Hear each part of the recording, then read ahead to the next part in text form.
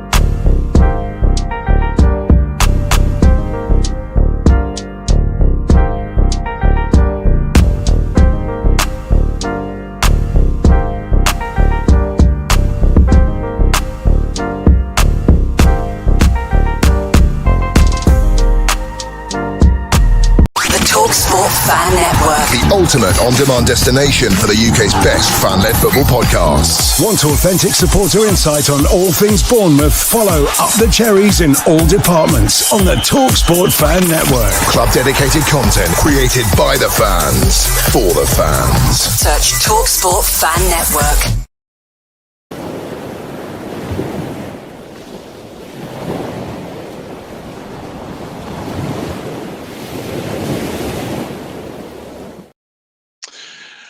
Good morning, good afternoon, good evening, wherever in the world you are. Hello and welcome to the Thursday edition of Cherry AM. And alongside me today, I've got Sion Ray. How are you doing, Sion?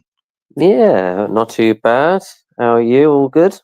Yeah, not too bad, not too bad. And yeah, been keeping myself busy. So yeah, that is all good. Now, if you haven't done it yet, hit the like, hit the subscribe, hit the bell button below. But also, please vote for us at the Football Content Awards, footballcontentawards.com, and then /voting.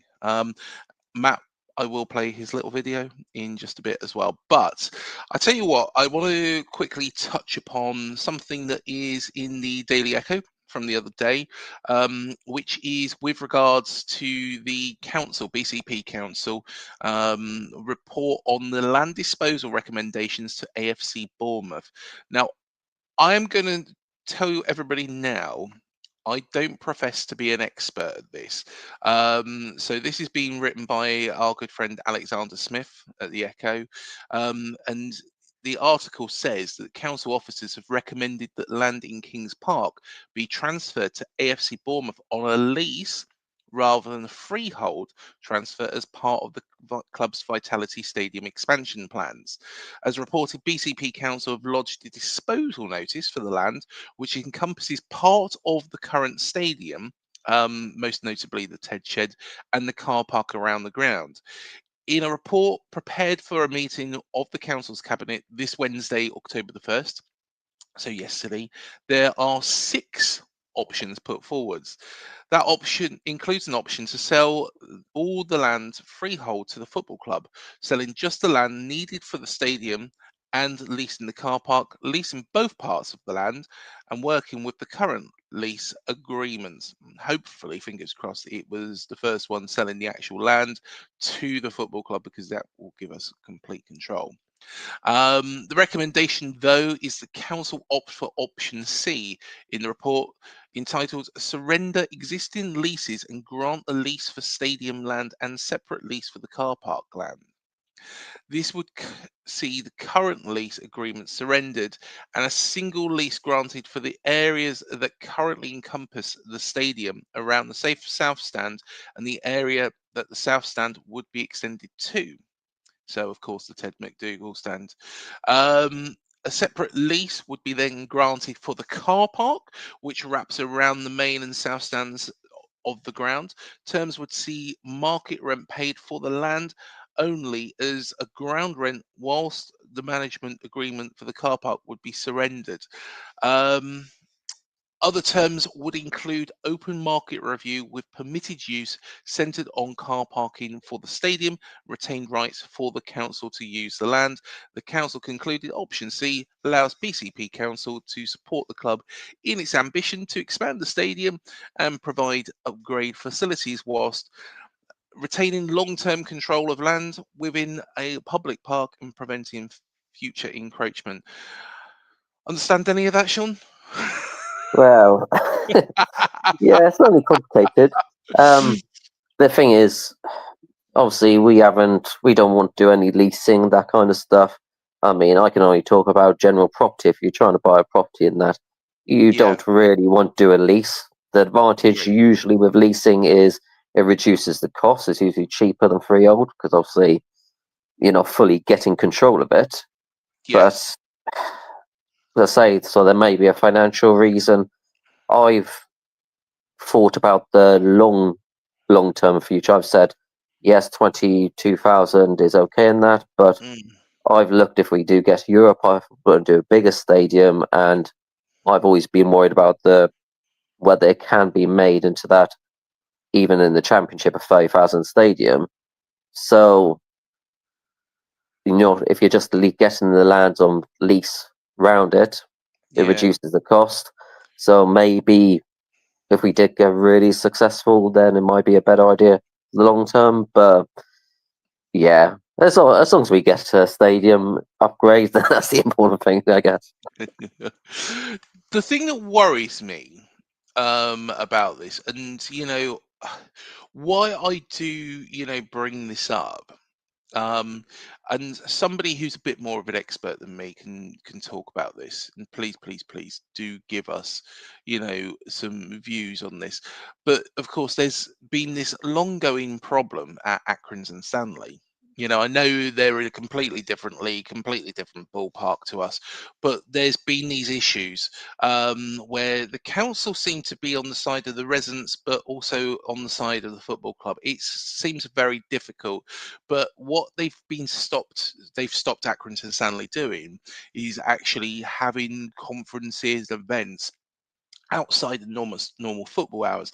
Now, if you consider for a football club of that size, they have possibly two games a month, if they're lucky, at home. So there's not that much revenue.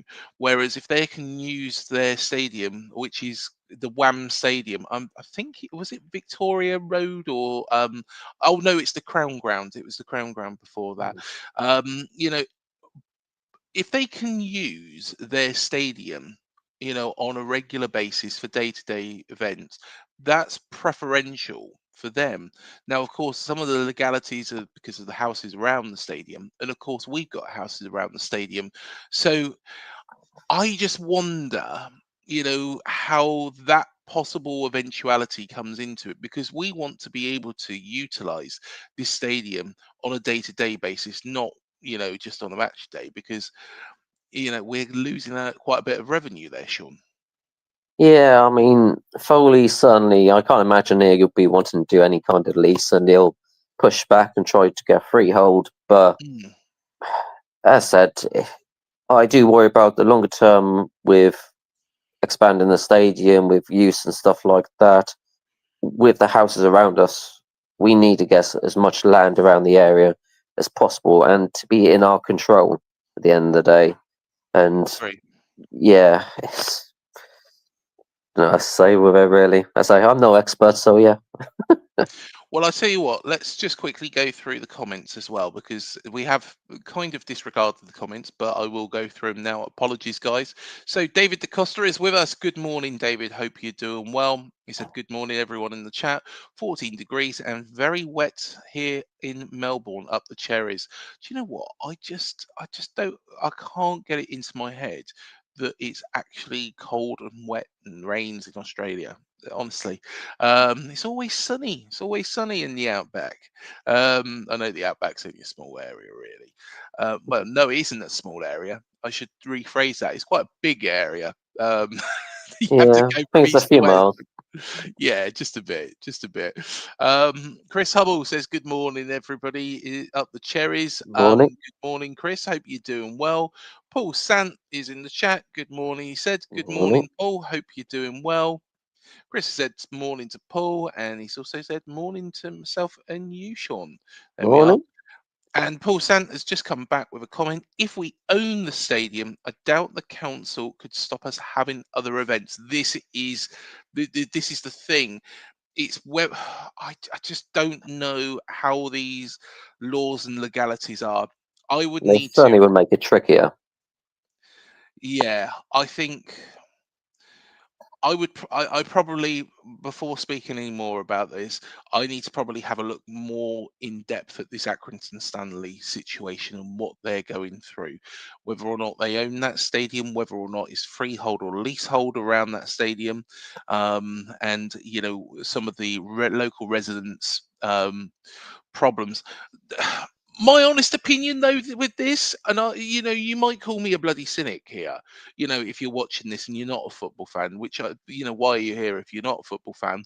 But if you are bothered by a football club having events and having match days, why are you buying a bloody football house by a football stadium? Mm. Do you know what I mean? Why would you buy a house by a football stadium that's been there donkey's years? Accrington Stanley's stadium hasn't just been built. Have you seen it? Uh, It's, it's no, not shiny. It's not shiny and new. It's been yeah, there donkey's years. it's not the biggest one, if I remember. Well, it's not that. It's been there longer than most people have been alive. To be perfectly honest, I think I don't know when it was built. I don't really look into Accrington Stanley very much, but yeah, just to make it relate exactly to what we've got here at AFC Bournemouth. Then it was opened in 1968, but it's a very small capacity stadium, Mm. 5,450. So yeah, uh, 1968. How many people are the originals? How many people were there before 1968? Probably not that many, in all honesty. Darren Hurst says, "Hi guys, and all in the chat. Good morning, Darren. Hope you're doing well. Good Morning. afternoon or good evening. Yeah, probably having a pint at this time. Pint of Foster. You don't drink Fosters." That's it. That is a typical English thing, isn't it? In the Yeah. in-betweeners where they feel they all drank Fosters, and it's like, no, it's Castlemaine. And Paul Sant says, "I totally agree with you, Craig. Yeah, I will need to look a little bit more into this Accrington Stanley thing, and actually, it'd be quite interesting to get somebody who knows a bit more, an Accrington Stanley fan, on to discuss it. And actually, that's something I've got up there, because I tell you what, we've got no football next week, so I'm going to try and get a show in, and there we are. There's a topic. There's a Yeah. topic for me to aim for. Accrington Stanley fans, if you are watching, you might not be. Accrington Stanley fans, feel free to get in contact there with me. Yeah, But you might have to reach out for that one. yeah, I can't imagine them watching a Bournemouth channel, to be perfectly honest. But they're doing better than everybody expected them to. Everybody expected them to be bottom of the football league. I quite like that football club after what they've been through, and I hope they don't go down into the National League again. But I tell you what, let's come off Accrington Stanley. Yeah, that is very, very true. The council have never backed AFC Bournemouth. Yeah. Yeah, Mhm. they just don't want to give up control. Well, yeah, exactly. Exactly. I I think one of the reasons why they might not have ever backed us is because of where the current stadium is. And you know, I absolutely love where our stadium is, but where else would they suggest actually building a new one if we had to go down that route? Um, it, the council should get behind the football club now. We've been there, for over a century. Well, over 125 years. So at the end of the day, they should be backing this football club. to be successful, because it brings people into the town. Okay, it's not the beach, it's not, well, the town centre's nothing really anymore. But, to be honest, it is going to bring people into the town. It brings attention to the town being in the top flight. So, yeah, they should back us. Dan Short said, "Morning, Craig and Sean. See that Jeff Mostyn is bringing out a book." Oh, that's why he don't speak to me. Won't come back to me about an interview. No, fair play to him. I don't, Oh, I don't blame.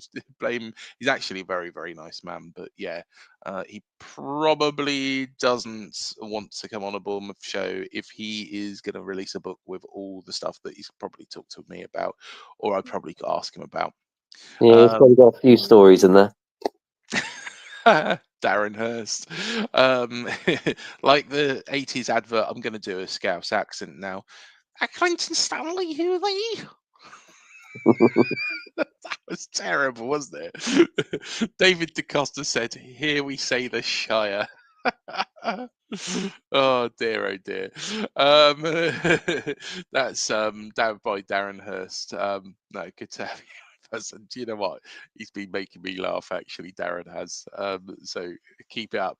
I tell you what, let's move on to women's football. And of course, you have got quite an interest in the women's football. Ascot United was the team that we played last week. How did we get on? You went, didn't you? Yeah, went there. It's actually quite a nice ground in that. We won 6-0. Quite an easy win in the end. I mean, I think it was 3 goals within the first 13, 15 minutes, something like that. Yeah. And because it was in the cup, we just needed to not lose. So, yeah, it's quite nice to be able to be 3 goals up after 15 minutes. And, yeah, it's that. But they were from a league below on that, so it was an expected result, but it's the cup, so you never know. Yeah, exactly. And we're back to league comforts, aren't we, this weekend? And is it Lewis that we're playing? Yeah, Lewis. So Yeah. I've done a little bit of a little brief history on them. Go for it. So they were, playing Lewis at Ringwood, 2 p.m. kickoff this Sunday. They were established in 2002 as Lewis Ladies FC, Yeah. as women's affiliated with the Lewis FC Men's, a non-profit club helping pioneer 100% fan and community ownership. In 2017, they were the first professional, semi-professional to pay the women the same as the men. They climbed up the leagues. In 2018, they got to the second division. They spent till the 23-24 season where they got relegated.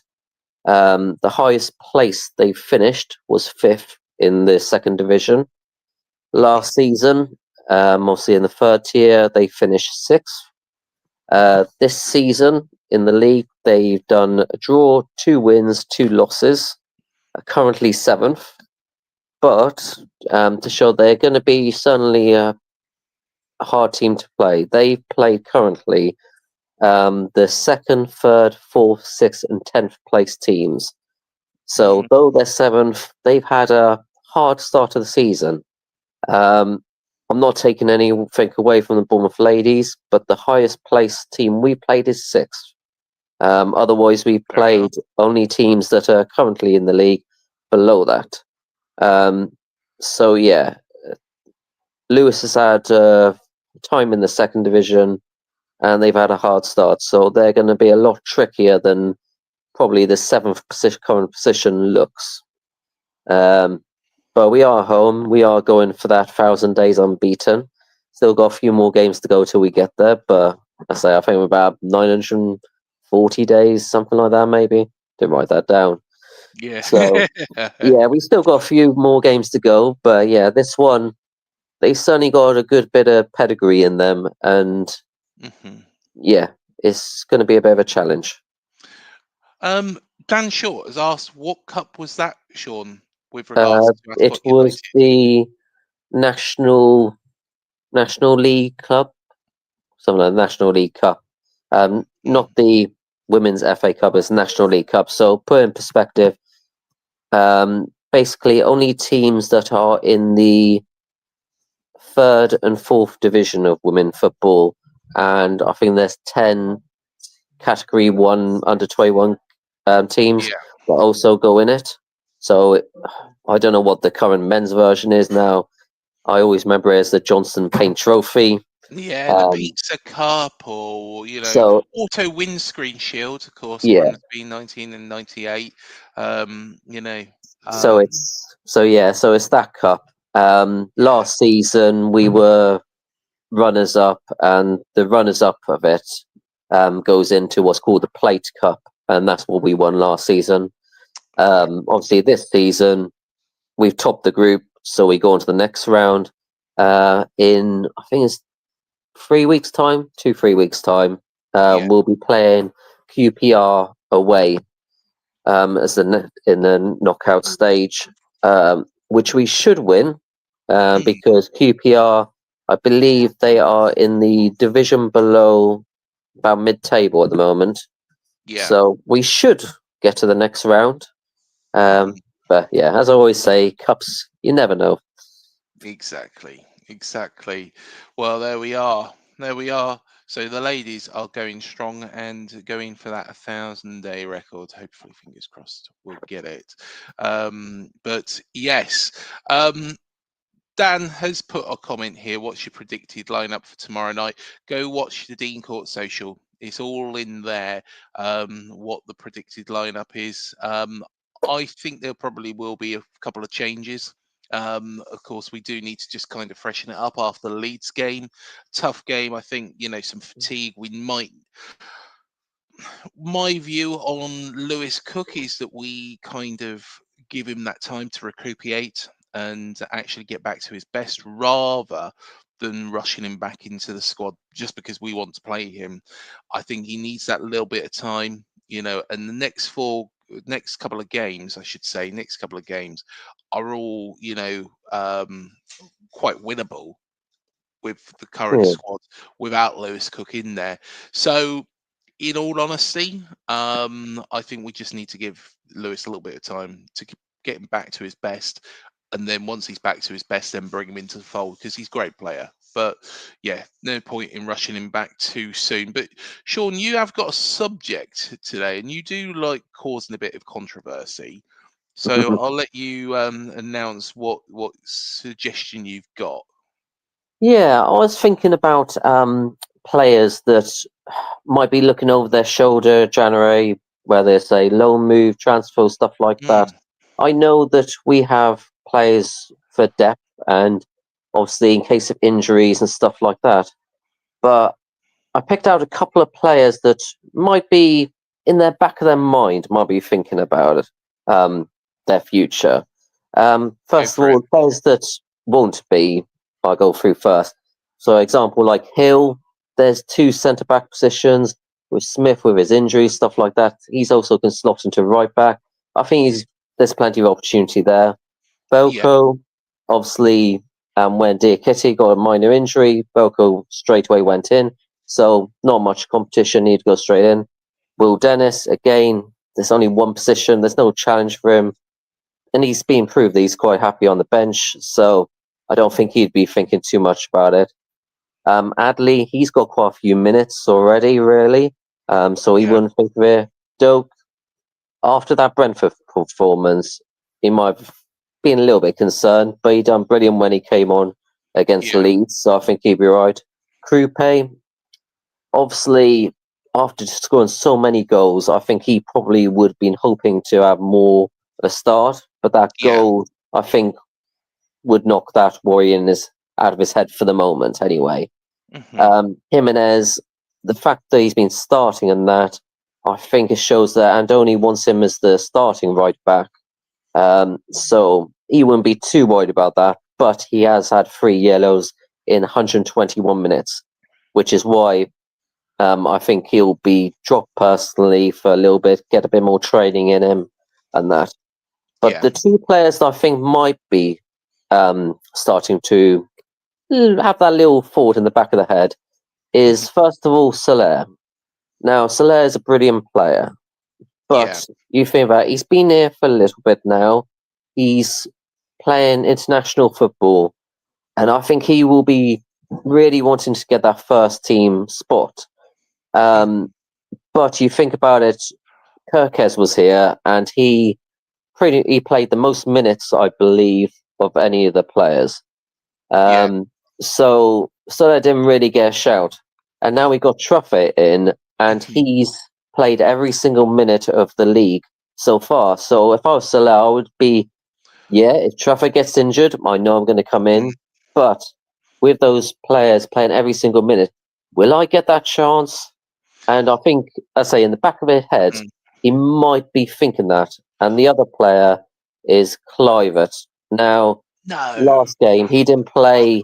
He didn't get any shots on or off goal. And you think about it with, if Adley, Doak start coming more in, how many players would go into that 10 position? Christie, if he can get that bite back, you would say he would be up there. Tavernier, again, would be that position. He's avoided injury so far, and I think he would be slightly ahead. Never Brooks in is a being million told. years. Never in Brooks a is being million told years. about it as well, that Honest- he could do a 10 position.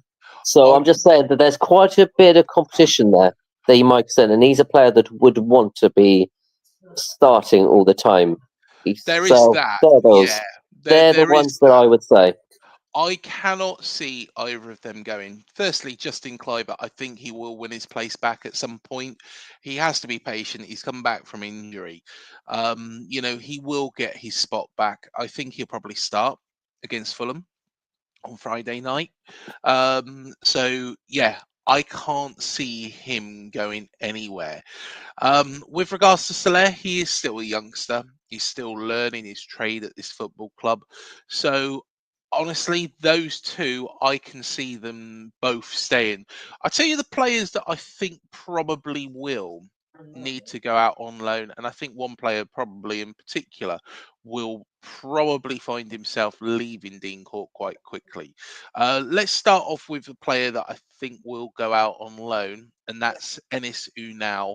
Of course, Ennis, very, very unfortunate. Whenever Nielsen was injured, he got that terrible injury in the ACL, and it's kind of ruled him out. It was his big chance. It was his big opportunity to show what he could do.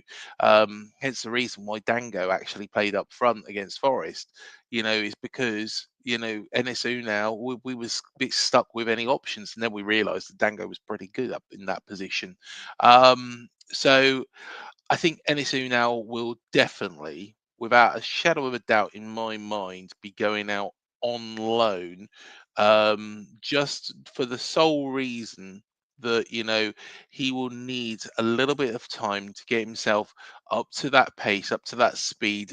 And we do have Creepy, who I do really, really rate. So he's one person that I think will go out on loan from AFC Bournemouth. With regards to another, I think Julian Orejo's time at this football club is probably over, in all honesty. I think that it shows a sign that he wasn't even on the bench for the Leeds game, and the reason why he wasn't on the bench is maybe because of his maturity, and maybe I'm jumping to conclusions here, but maybe that Brentford, he against Brentford, he did not have to make that tackle. If he went in at the side of the ball and took the man out, that's a different thing to what he did. He put his foot over the ball, and when you put your foot over the ball, you effectively, the ball's going down into the ground. You know, it was stupid. It was a really, really stupid thing to do. Iriola, of course, he was suspended for the Spurs match. He was on the bench. I think it was for the Brighton match, actually. Believe it or not, somebody correct me if I'm wrong. But then, the subsequent two matches, he's been, suspended for. Been left out for, I should say.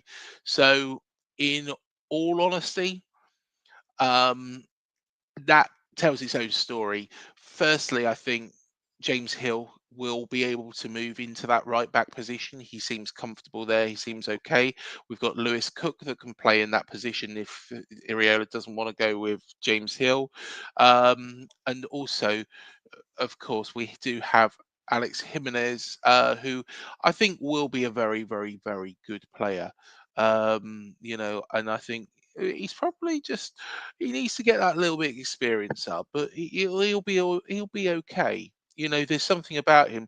Whereas Arejo, the Mexican just gets lost out of position. He is pacey, he's quick, but he gets lost out of position, loses the ball, can't come back. Um, you know, I honestly think, his time at AFC Bournemouth is pretty much over. So those two, NSU now on loan, get himself back up to match fitness, and I think Arejo, it's probably goodbye for him. Just having a quick look at the comment here. Paul Santa said, "Not Justin. I think Lewis could go out on loan. I don't think Lewis Cook would either. I honestly don't. I think, he is a player who will be, at least on the bench, moving forwards. Um, I when mean, I was going to when say, he comes I'll back, try. Oh, sorry. yeah, when he comes back from injury, I'll be honest, I think, he's probably going to have to bide his time, a bit like Justin Kluivert has, to get back into the squad. However, he will do it eventually. He will get back into that squad. He's been an integral part. He was an integral part last season, seasons before, for a long, long period of time. So Lewis Cook, I can't see Lewis Cook going anywhere, and I hope not. And Paul Santa said, I can't see him in the starting lineup. I can't at the moment, but things do change. Sean, what was you going to say? Yeah, same. Because the thing is, when I was going through Soler and Kluivert, I was thinking of what competition have they got first of all, Mm, and that's why Kluivert for me, there's a lot of competition for that one place, and fitness wise, which is where Soler, yeah, he's only got one place away from it, but history says Kirk has played every minute, Trafford's played every minute. It's going to be hard. I was just say with the Lewis Cook thing, I think that he can play multiple positions.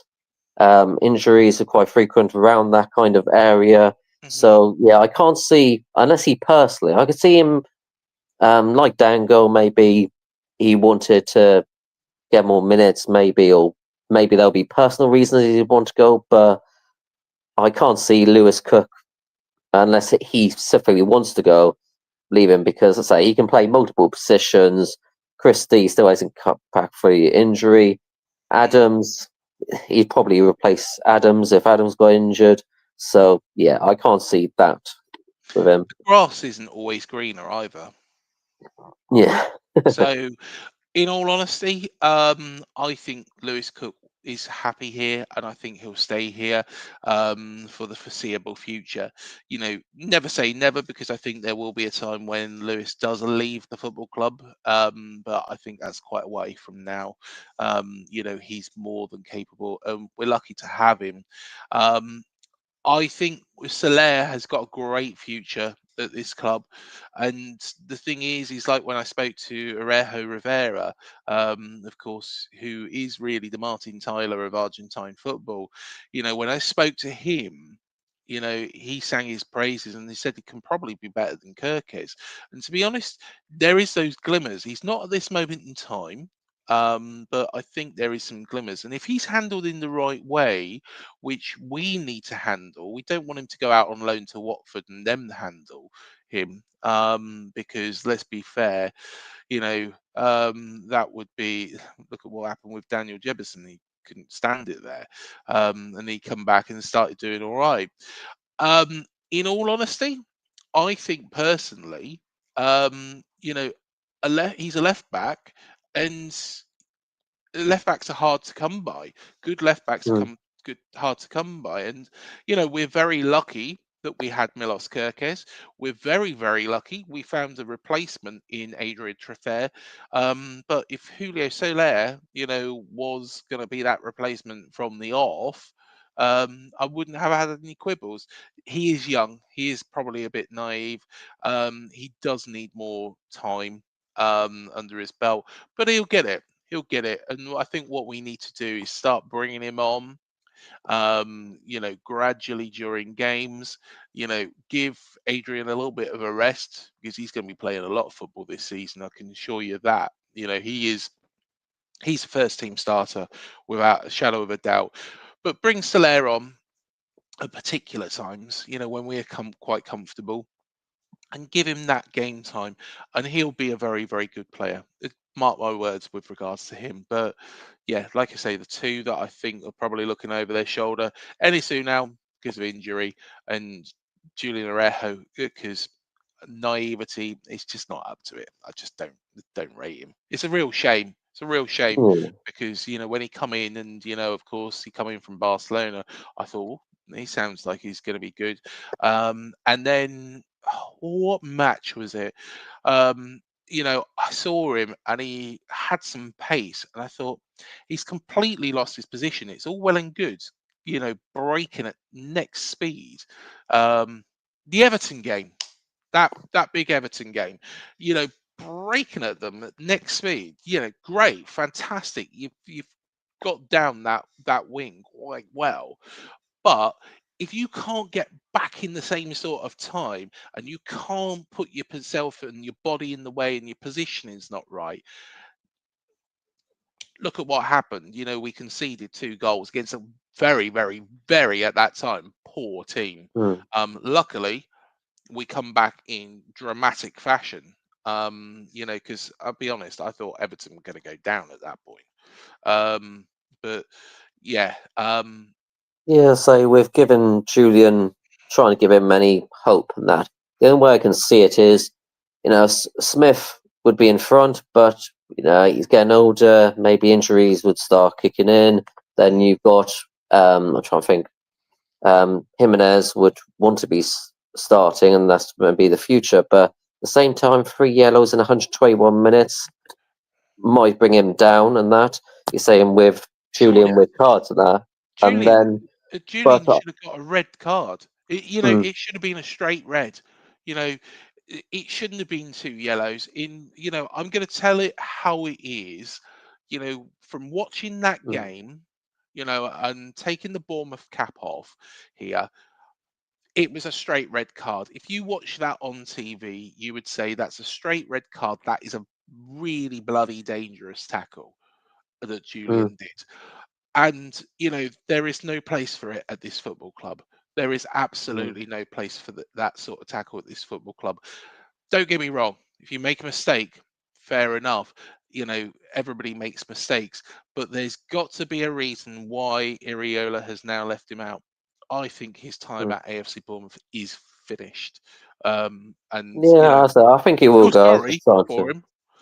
I feel sorry for him because, he's probably a smashing lad, but sometimes naivety, can't be drawn out of a player. Sometimes you have that naive player in your ranks. Look at Jordan Ibe. I'm not, not being funny, but Jordan Ibe on his day was a fantastic player. He was skillful, he was clever. The problem was he was naive in other ways. He was naive because he wasn't focused on the football. He was focused on everything else around him, from what I understand. And Julian Orejo, I'm not saying that he's not focused on the football, but it's the decision making which is a problem, a massive problem. So yeah, Chris Hubble has said he agrees with Paul Sant. He can't see Lewis Cook in the starting lineup.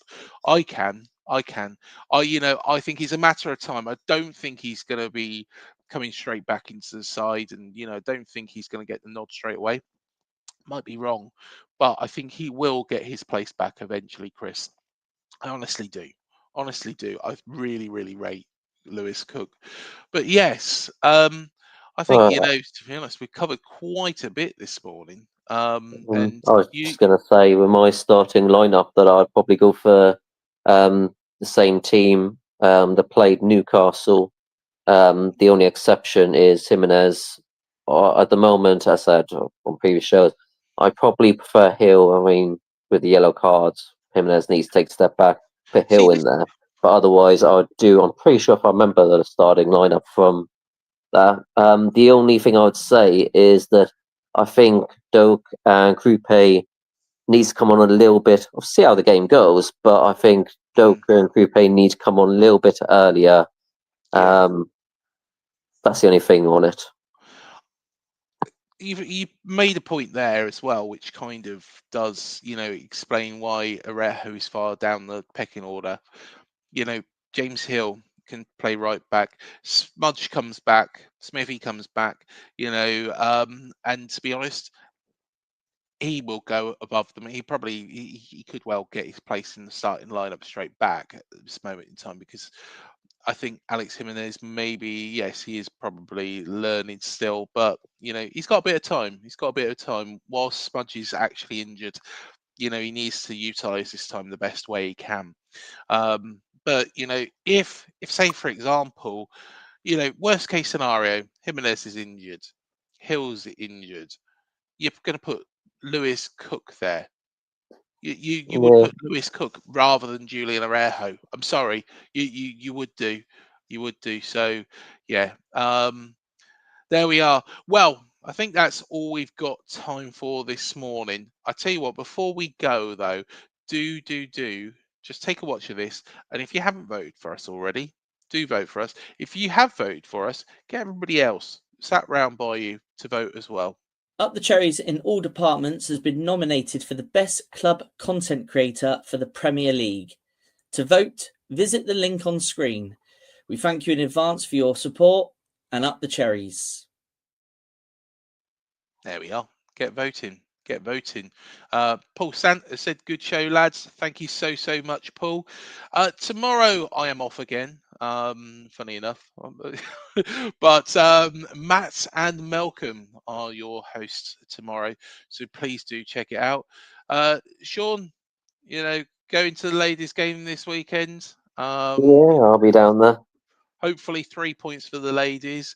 Hopefully I can record a few goals and that and put on. I say, if people want to see some of the goals from Ascot, I think I've got all except the first one. I try whenever I go to games, I try to record the goals. So check out on UTCID Facebook group, and you'll quite often see some of the ladies' goals themselves from a different angle to the club. Yeah, most definitely. And I will be at Dean Court tomorrow night, cheering on the lads, and hopefully 3 points. We could go second in the league. I'll be there. We're getting so high, Sean, that I'm going to have a nosebleed in a moment. Wait till the new stand is built, then you'll see. Yeah. Well, you never know. New stand, European nights. I like it. I like it. Hope you do too. Hope you've enjoyed this show. Thanks for joining us. We shall see you in the next one. Up the Cherries. Up the Cherries.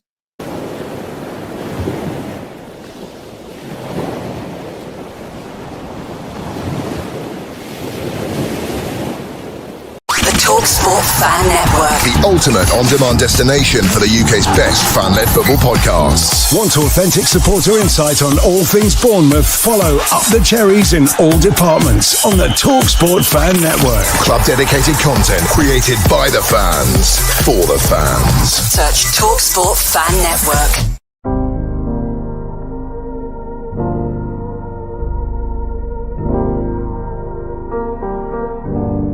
I should be like you, Mel.